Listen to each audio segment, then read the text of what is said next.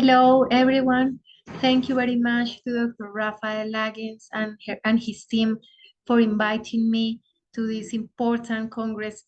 I'm sorry that I couldn't be there sharing with you, but I hope that you can enjoy the presentation that I made.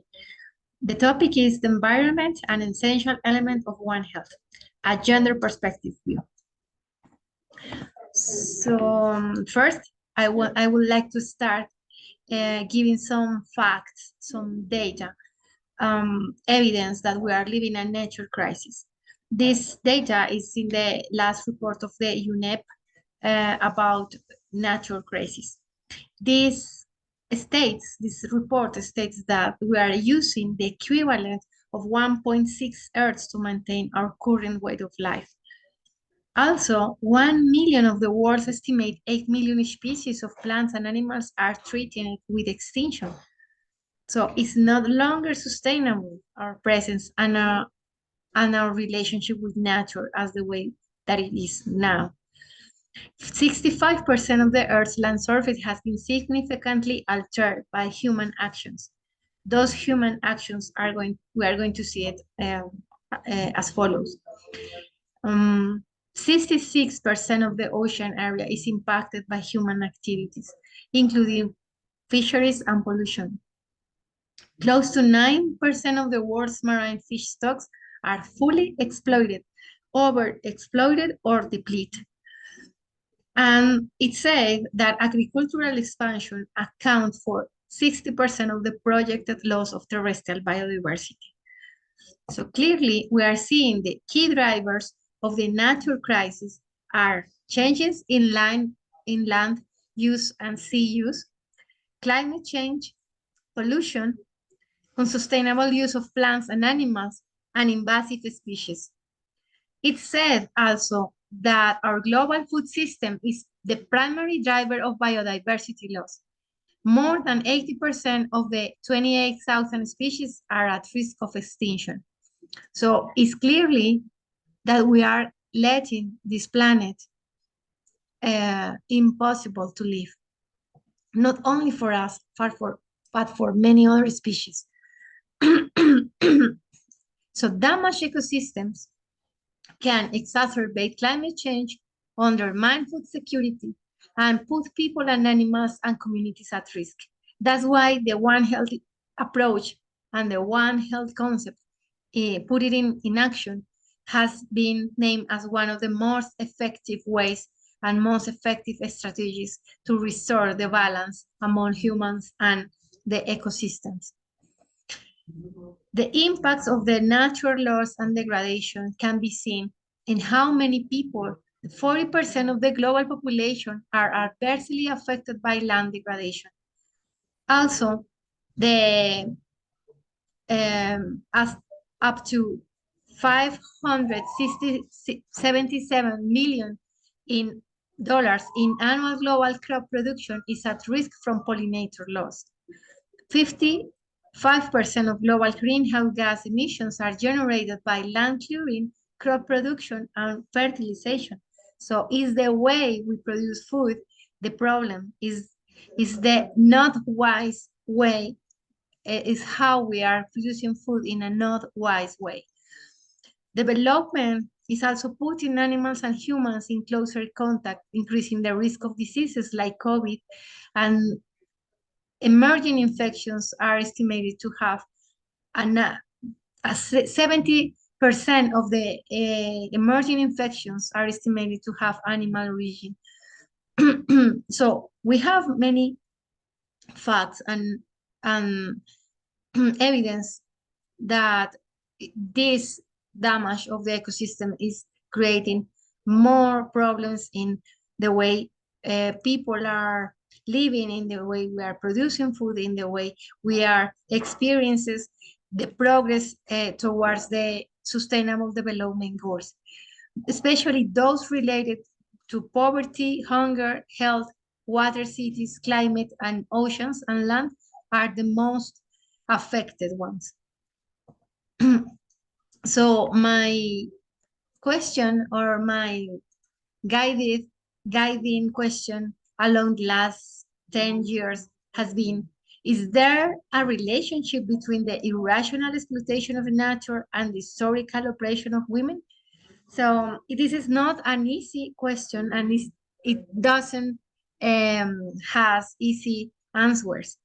Um, it's not a yes or no question also. This this question is clearly a relationship, is clearly based on patriarchy.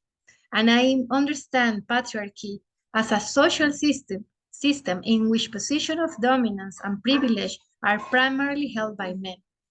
And obviously there are many definitions, but what it calls my attention is that patriarchy has a variety of manifestations in which men have social privilege over others, causing exploitation or oppression, and such as through male dominance of moral authority and control of property.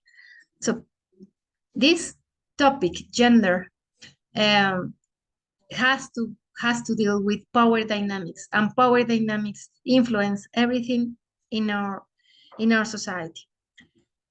So the complexity in food systems, it needs to address the gender relationships and the gender dynamics. As you know, as we have seen, the food system is one of the main drivers of the natural crisis.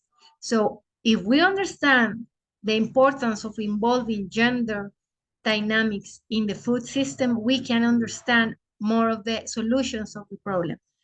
Or at least this is my driver force. No, I'm motivated to understand and to generate evidence on the importance of including gender balance, on gender equity in food systems.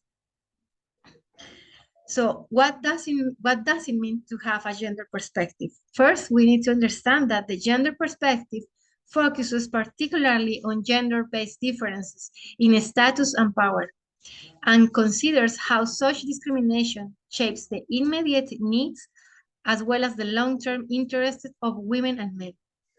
The gender perspective also looks at the impact of the gender on people's opportunities, social roles, and interactions. Gender is an integral component of every aspect of economic, social, daily, and private lives, not only of individuals, but also of societies, and of the different roles ascribed by society to men and women. So when I started studying the importance of gender in food systems, I noticed immediately that are a lot of gender gaps already happening in the developing world. These agricultural gender gaps has been named as gender inequities in access to rural resources, rural services, labor market opportunities. There are undervaluation or discrimination of women's roles and contributions to society. In the field of policies, there are not data segregated by gender. So it means that it's gender neutral policies, and that's not useful anymore. We need to understand that the reality is different for men and for women in food systems. Also, there are a lot of evidence that if we change this inequity in the food systems, especially rural contexts in developing worlds, we can have a lot of progress in productivity, but that's not the main outcome, desired outcome. We will have improvement in the quality of life of people. We will have improvement in the health, not only human health, but animal health and environmental health, as we can see, we can see in the last report of the FAO. This report was released 2 weeks ago. This report is about the status of women in agri-food system. We confirm again what 10 years ago I started seeing in the food change. We notice in this, it called my attention that Despite the importance of agri-food systems for women's livelihoods and the welfare of their families, women's roles tend to be marginalized, and their working conditions are likely to be worse than men.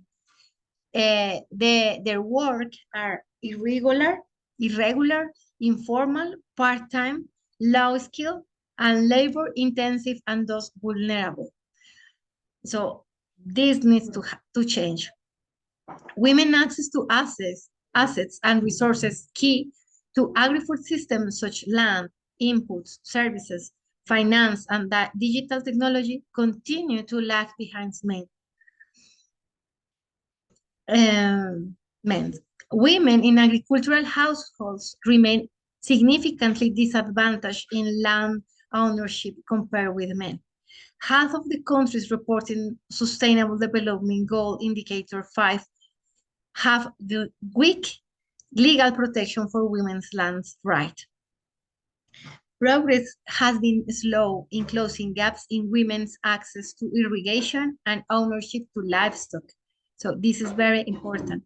Women in agriculture still have significantly less access than men to inputs, including improved seeds, fertilizers, and mechanized equipment. And women account for greater share to agricultural employment at lower levels of economic development, as inadequate education, limited access to basic infrastructure and markets, high unpaid work burden, and poor rural employment opportunities outside the agriculture severely limit women's opportunities for off-farm work. So this worrying situation, this hard situation that rural women face is already addressed in many countries. How? With policies, with projects and plans towards, and also laws. There are, in Colombia, for example, we have a law that protects rural women, but we need to improve it. But there's some of the examples that we have to change this situation. In climate change, it's important to recognize that there is a hardest effect on women than men. Women, boys and girls, are 14 times more likely to die during a natural disaster. There are a lot of evidences that shows that women are forced to migrate and also to increase the vulnerability that they already have. In natural disaster, women has greater incidence of mortality. There is also evidence that women has more a higher burden of diseases because they are caregivers and they are always maintaining health of families, and the lack of access to healthcare also affects women. The water scarcity is also very hard for women because when this situation is happening, women are the ones who are taking time, energy to collect this water to bring to home. So this is clearly impacting the quality of life of women around the world.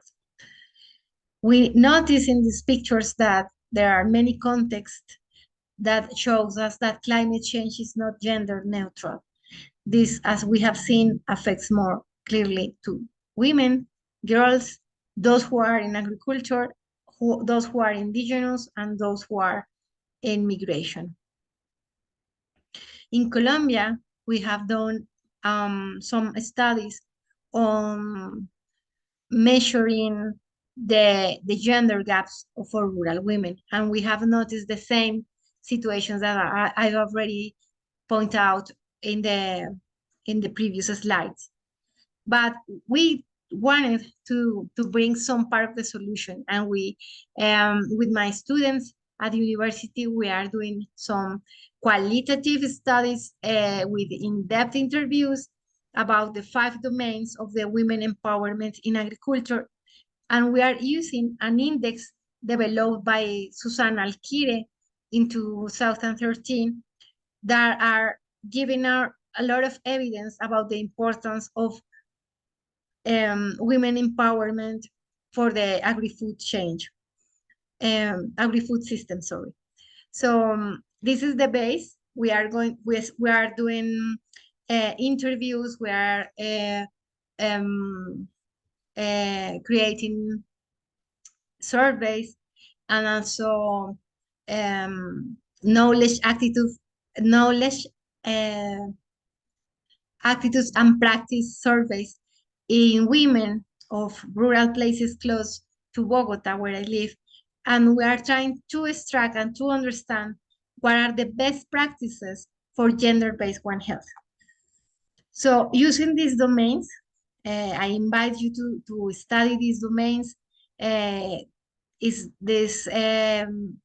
Is very interesting to put into action and to understand in reality those domains when for example, the students are asking women about their income, about their production, about their level of autonomy to make decisions.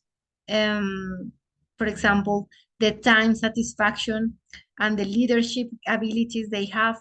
It's been a very enriching research, and I invite you to read our work, but also to include in your studies this index.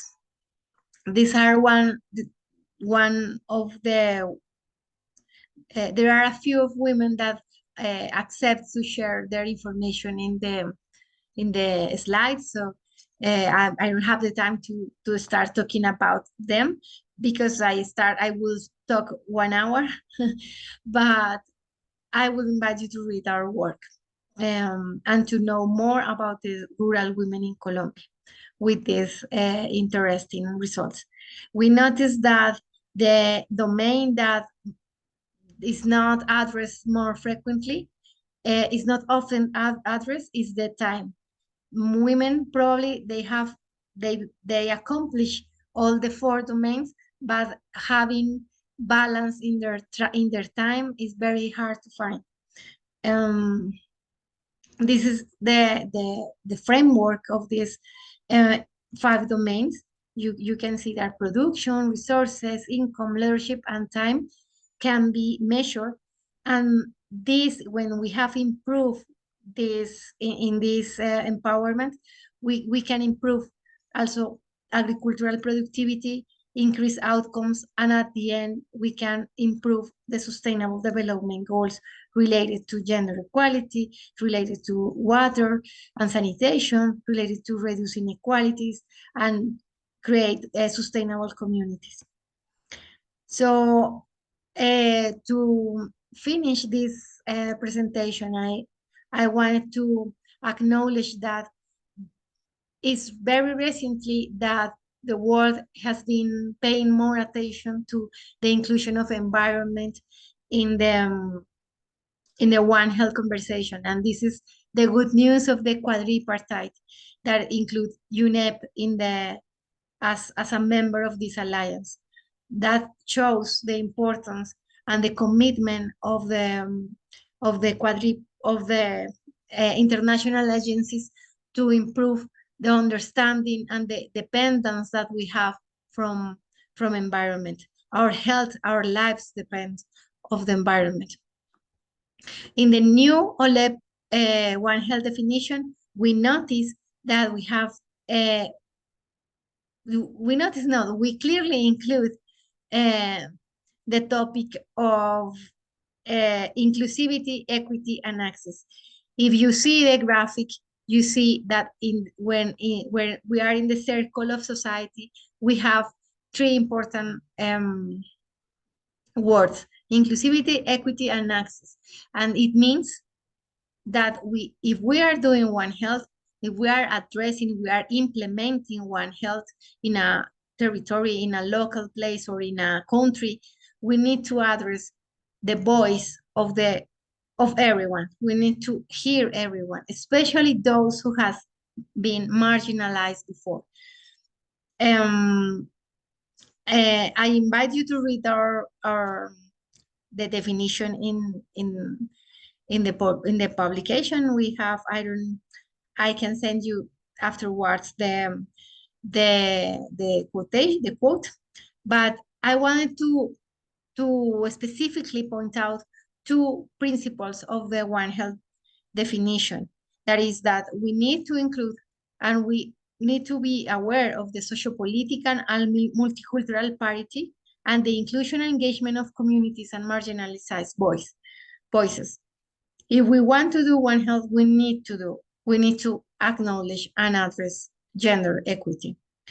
And the other important topic and key principle is that we need to, in order to implement One Health, we need to use participatory and transdisciplinary methodologies when we are creating policies or projects. This means that we will include modern and traditional forms of knowledge and a broad representative array of perspectives. We cannot have a good One Health policy or good One Health project if we are not including everyone, all the stakeholders in the table, and understanding their view. So the indigenous communities are welcome and are now recognized as very important actors of the One Health implementation.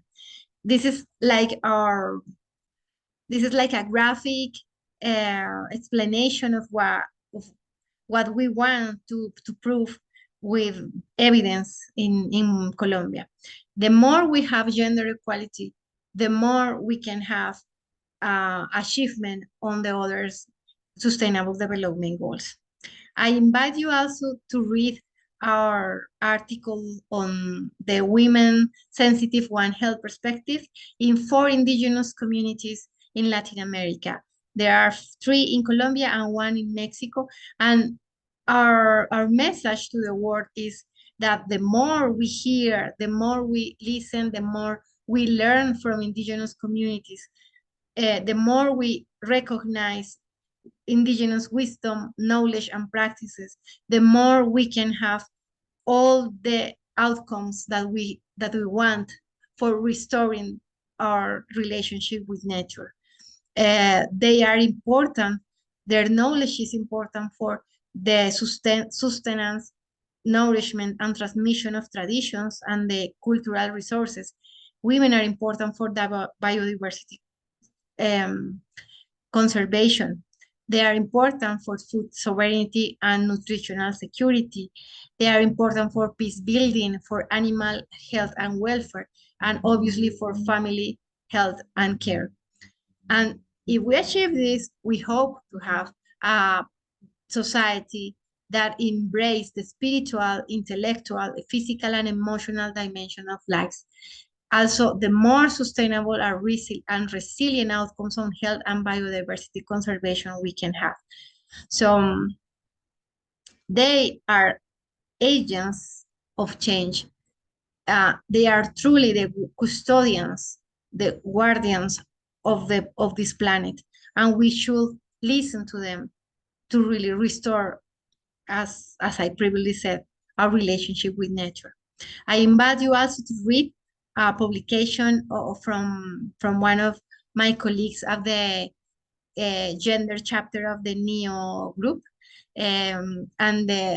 This publication shows clearly how important is to include gender responsive One Health policies, projects, and programs to heal ourselves and heal the nature. Thank you very much for your attention. I hope you have understood me.